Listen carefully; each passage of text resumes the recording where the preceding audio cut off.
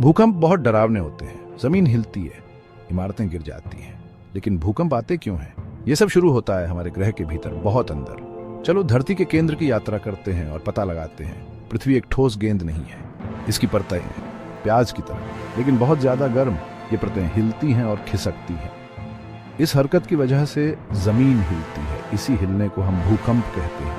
भूकंप छोटे भी हो सकते हैं, आपको बस थोड़ा सा कंपन महसूस हो सकता है, या वे बड़े भी हो सकते हैं। बड़े भूकंप बहुत नुकसान पहुंचा सकते हैं। भूकंपों को समझना बहुत जरूरी है ताकि हम सुरक्षित रह सकें।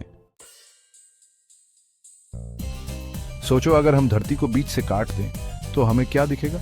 हमें परतें दिखेंगी, बिल्कुल केक की तरह। सबसे बाहरी परत को क्रस्ट कहते हैं, यहीं पर हम रहते हैं। यह पतली और पथरीली है। इसे धरती की त्वचा समझो।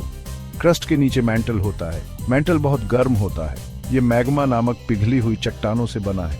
ये मैग्मा इधर उधर घूमता रहता है, जैसे चूल्हे पर रखा सूप उबलता है। बिल्कुल नीचे धरती का केंद्र है, जिसे कोर कहते हैं। यहाँ बहुत ही ज्यादा गर्मी होती है। कोर ज्यादातर लोहे और निकल से बना है। इसके दो भाग होते हैं, एक तरल बाहरी कोर और एक ठोस आंतरिक कोर। धरती का क्रस्ट एक ठोस टुकड़ा नहीं है। यह टेक्टोनिक प्लेट्स नामक विशाल टुकड़ों में टूटा हुआ है। एक फटे हुए अंडे के छिलके की कल्पना करो। हर टुकड़ा एक टेक्टोनिक प्लेट है। ये प्लेटें गर्म पिघले हुए मेंटल पर तैरती हैं। ये बहुत धीरे धीरे चलती है, हर साल बस कुछ सेंटीमीटर। ये लगभग उतनी ही तेजी है जितनी तेजी से आपके नाखून बढ़ते हैं। ये प्लेटें एक दूसरे से टकराती हैं, अलग होती हैं, या एक दूसरे के ऊपर से फिसलती हैं। इन हलचलों से प्लेटों की सीमाओं पर दबाव बनता है। कल्पना करो कि तुम दो खुरदुरे पत्थरों को एक साथ धकेल रहे हो। वो एक दूसरे से रगड़ खाते हैं। इससे घर्षण पैदा होता है। टेक्टोनिक प्लेटों के साथ भी ऐसा ही होता है। जैसे जैसे ये चलती हैं, ये एक दूसरे से रगड़ खाती हैं, जिससे बहुत ज्यादा दबाव बनता है। कभी कभी दबाव बहुत ज्यादा बढ़ जाता है। चट्टानें अब और नहीं सहन कर पाती हैं। वो अचानक खिसक जाती हैं और तरंगों के रूप में ऊर्जा छोड़ती है। ये तरंगें धरती से होकर गुजरती हैं, जिससे जमीन हिलती है। यही भूकंप है। जिस बिंदु पर चट्टानें खिसकती हैं उसे फोकस कहा जाता है। धरती की सतह पर फोकस के ठीक ऊपर के बिंदु को एपिक सेंटर कहा जाता है। यहां पर कंपन आमतौर पर सबसे तेज होता है।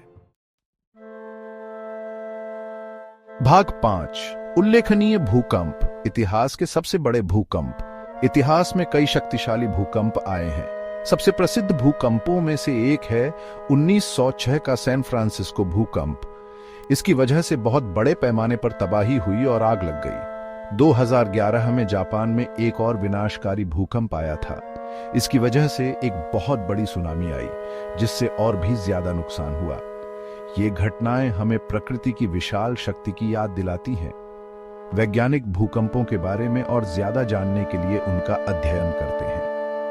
वो यह अनुमान लगाने में सक्षम होना चाहते हैं कि भूकंप कब और कहां आ सकते हैं। इससे लोगों को तैयारी करने और सुरक्षित रहने में मदद मिलती है।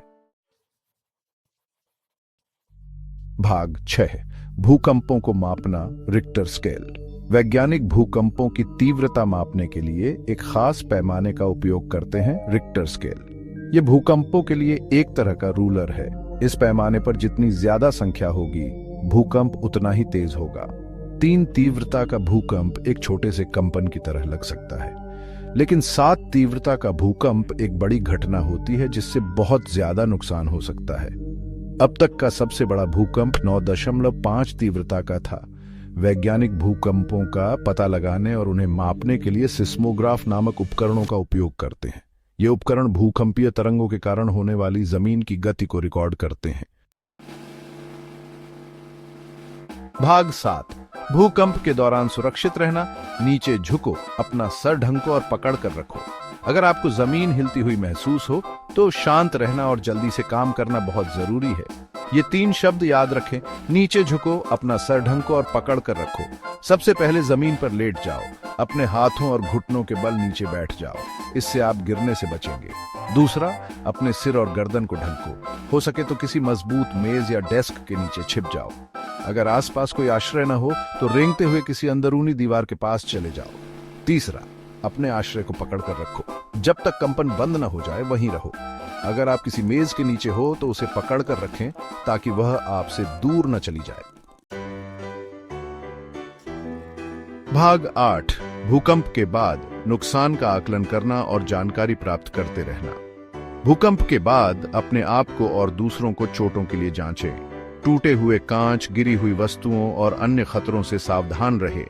अधिकारियों से अपडेट और निर्देशों के लिए रेडियो या टीवी सुनें। जब तक यह आपात स्थिति न हो, अपने फोन का उपयोग करने से बचें। अगर आप किसी क्षतिग्रस्त इमारत में हैं, तो सावधानी से बाहर निकलें। लिफ्ट का इस्तेमाल न करें। आफ्टर शॉक से अवगत रहे, जो छोटे भूकंप होते हैं जो एक बड़े भूकंप के बाद आ सकते हैं। भाग 9 निष्कर्ष। धरती की शक्ति का सम्मान करना। भूकंप इस बात का एक शक्तिशाली अनुस्मारक है कि हमारा ग्रह लगातार बदल रहा है। हालांकि हम भूकंपों को रोक नहीं सकते, हम उनके साथ सुरक्षित रूप से रहना सीख सकते हैं। भूकंप कैसे आते हैं, यह समझकर हम उनके लिए बेहतर तैयारी कर सकते हैं। हम मजबूत इमारतें बना सकते हैं, सुरक्षा उपायों के बारे में खुद को शिक्षित कर सकते हैं और भूकंप आने पर प्रभावी ढंग से प्रतिक्रिया देने के लिए मिलकर काम कर सकते हैं। याद रखें, ज्ञान ही शक्ति है। हम भूकंपों के बारे में जितना ज्यादा जानेंगे, हम उतने ही सुरक्षित रहेंगे। आइए धरती की शक्ति का सम्मान करें और अपनी और अपने समुदायों की रक्षा के लिए कदम उठाएं।